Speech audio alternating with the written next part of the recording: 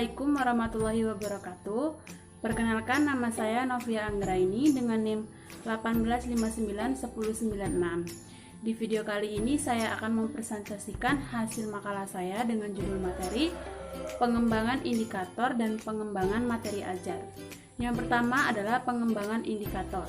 Indikator sendiri merupakan penanda pencapaian kompetensi dasar yang ditandai oleh perubahan perilaku yang dapat diukur dengan mencakup sikap, pengetahuan, dan keterampilan. Indikator dikembangkan sesuai dengan karakteristik peserta didik, mata pelajaran, satuan pendidikan, potensi daerah, dan dirumuskan dalam kata kerja operasional yang terukur atau dapat diobservasi. Dalam mengembangkan indikator perlu mempertimbangkan beberapa hal. Yang pertama, tuntunan kompetensi yang dapat dilihat melalui kata kerja yang digunakan dalam kompetensi dasar. Yang kedua, karakteristik mata pelajaran, peserta didik, dan sekolah. Kemudian potensi dan kebutuhan peserta didik, masyarakat, lingkungan, atau daerah. Selanjutnya adalah fungsi dari indikator. Yang pertama, sebagai pedoman dalam mengembangkan materi pembelajaran. Indikator yang dirumuskan secara cermat dapat memberikan arah dalam pengembangan materi pembelajaran yang efektif dan sesuai dengan karakteristik mata pelajaran, potensi dan kebutuhan peserta didik, sekolah, ataupun lingkungan. Yang kedua adalah pedoman dalam mendesain kegiatan pembelajaran. Pengembangan desain pembelajaran hendaknya sesuai dengan indikator yang dikembangkan, karena indikator dapat memberikan gambaran kegiatan pembelajaran yang efektif untuk mencapai kompetensi. Kemudian yang ketiga, pedoman dalam mengembangkan bahan ajar. Bahan ajar perlu dikembangkan oleh guru agar menunjang pencapaian kompetensi peserta didik. Dan yang terakhir, pedoman dalam merancang dan melaksanakan penilaian hasil belajar. Rancangan penilaian memberikan acuan dalam menentukan bentuk dan jenis penilaian, serta perkembangan indikator penilaian. Mekanisme pengembangan indikator. Yang pertama, menganalisis tingkat kompetensi dalam SK dan KD.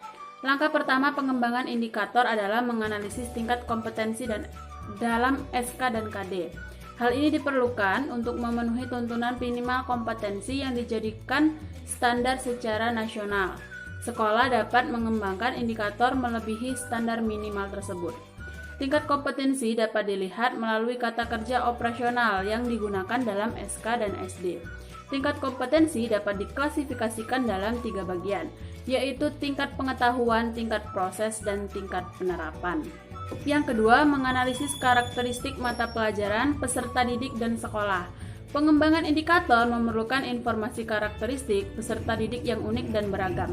Peserta didik memiliki keragaman dalam inteligensi dan gaya belajar. Oleh karena itu, indikator selayaknya mampu mengakomodir keragaman tersebut. Peserta didik dengan karakteristik unik visual, verbal, atau psikokinestik selayaknya diakomodir dengan penilaian yang sesuai, sehingga kompetensi siswa dapat diukur secara proporsional. Karakteristik sekolah dan daerah menjadi acuan dalam pengembangan indikator karena target pencapaian sekolah tidak sama.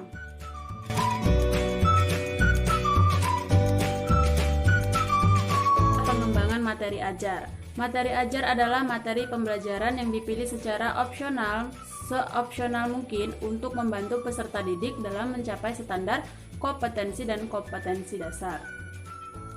Jenis-jenis materi pembelajaran. Yang pertama, fakta, yaitu segala hal yang berwujud kenyataan dan kebenaran meliputi nama-nama objek, peristiwa sejarah, lambang, nama tempat, nama orang, dan lain sebagainya. Yang kedua yaitu konsep, segala hal yang berwujud pengertian-pengertian baru yang bisa timbul sebagai hal pemikiran meliputi definisi, pengertian, ciri khusus, hakikat, inti atau isi, dan sebagainya. Kemudian prinsip, hal-hal utama atau pokok dan memiliki posisi yang penting meliputi detail, rumus, adagium, postulat, parat, serta hubungan antar konsep yang menggambarkan hubungan sebab akibat. Yang keempat adalah prosedur, merupakan langkah-langkah sistematis atau berurutan dalam mengerjakan suatu aktivitas dan kronologi suatu sistem. Yang kelima, sikap atau nilai, merupakan hasil belajar aspek sikap, misalnya nilai kejujuran, kasih sayang, tolong-menolong, semangat, dan minat, serta bekerja. Prinsip-prinsip pengembangan materi. Yang pertama, relevansi. Materi pembelajaran hendaknya dengan pencapaian kompetensi dasar. Jika kemampuan yang diharapkan dikuasai peserta didik berupa manfaat fakta, maka materi pembelajaran yang diajarkan harus berupa fakta, bukan konsep atau prinsip atau jenis materi lainnya. Yang kedua, konsistensi. Jika kompetensi dasar yang harus dimiliki peserta didik ada 4 macam, maka materi yang harus dikerjakan juga harus meliputi 4 macam. Selanjutnya adalah ilmiah. Ilmiah di sini dikaitkan bahwa materi pembelajaran itu bersumber dari buku sumber yang baku dan pribadi guru yang profesional. Yang keempat, sistematik dan logik. Materi disusun secara berurutan dengan mempertimbangkan faktor perkembangan psikologi para siswa. Dengan demikian, diharapkan isi materi dapat dengan mudah diserap dan dimengerti oleh para siswa, sehingga terus bisa diamati serta dievaluasi keberhasilannya. Cakupan dan uraian materi pembelajaran. Dalam menentukan cakupan atau ruang lingkup materi pembelajaran, harus memperhatikan apakah materinya berupa aspek kognitif atau psikomotorik. Karena ketika sudah diimplementasikan dalam proses pembelajaran, maka tiap jenis uraian materi tersebut memerlukan strategi dan media pembelajaran yang berbeda-beda. Kecakupan atau memadainya cakupan aspek materi dari suatu materi pembelajaran akan sangat membantu tercapainya penguasaan kompetensi dasar yang telah ditentukan. Misalnya, jika dalam pembelajaran dimaksudkan untuk memberikan kemampuan peserta didik di bidang jual beli, maka uraian materi mencakup penguasaan atas konsep pembelian, penjualan, laba, dan rugi. Yang terakhir adalah jenis-jenis bahan ajar. Bentuk bahan ajar dapat diklasifikasikan ke dalam 4 bagian, yaitu bahan ajar cetak, selain mudah ditampilkan serta lebih praktis untuk digunakan. Adapun bentuk bahan cetak, yang pertama handout adalah bahan tertulis yang telah dipersiapkan guru untuk menambah pengetahuan peserta didik.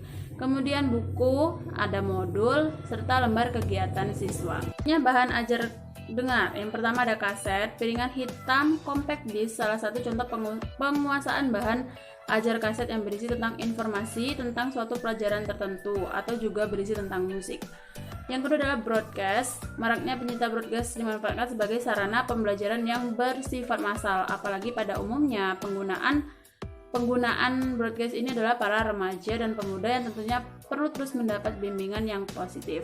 Dan yang ketiga adalah bahan ajar pandang dengar atau audiovisual. Banyak dari kita yang mengetahui film tentang pembantaian pembesar-pembesar Indonesia atau G30 SPKI. Kisah nyata tersebut salah satu jenis materi yang didokumentasikan dalam sebuah film. Bahan ajar multimedia interaktif penggunaan teknologi sudah seharusnya dilakukan oleh para pendidik seperti bahan ajar multimedia yang di dalamnya terdapat perpaduan atau lebih dari satu media, audio, teks, grafik, gambar, animasi, ataupun video. Dengan menggunakan bahan ajar multimedia yang didesain sebaik mungkin akan membuat pelajaran lebih menarik dan disukai peserta didik.